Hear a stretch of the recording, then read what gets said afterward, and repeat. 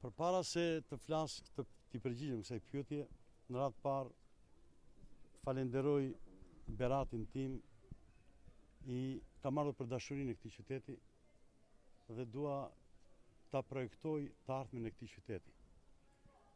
Jam shumë i lumtur, por i bëj një thirrje gjithë qytetarëve të Beratit dhe të kurorës time që të dalin në votime me dashuri, pa eksese, pa probleme.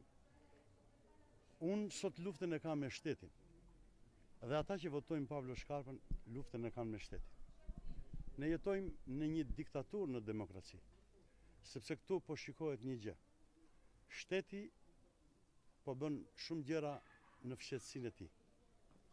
Unë i bëj një thirrje dhe i them nga kjo qendrëvotimi ndjes past kryeministër, diktatura në demokraci.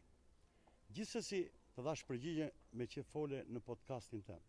Gjithsesi, unë kam ardhur për t'i shërbyer këtij qyteti, për t'i dhënë ngrohtësi këtij qyteti, që qytetari më i thjesht, më i vobekt, t'jetë pjesë e punës sime, sepse kjo bashki ka vite që është mbyllur për njerëzit e thjesht, për njerëzit punëtor, për allëgjin që janë shtuar dhe në mënyrë progresive numri i tyre ka vajtur shumë i lartë.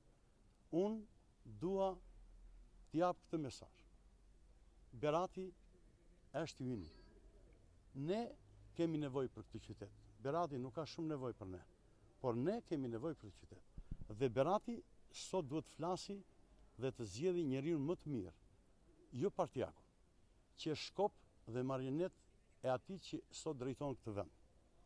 Sepse unë kam projekte, kam shumë dëshirë për ta ndryshuar këtë qytet, sepse këtu investimet që kam parë gjatë këtij muaji që kam bërë fushat janë investime të kota, pa vlerë, pa jetëgjatësi, dhe marr mend se këtu është që këta që kanë drejtuar qytetin e Beratit janë bërë tashmë të pasur, dhe unë i kam prekur plagët e qytetit tim dhe kam thënë që ju me taksat e Beratësve jeni pasuruar.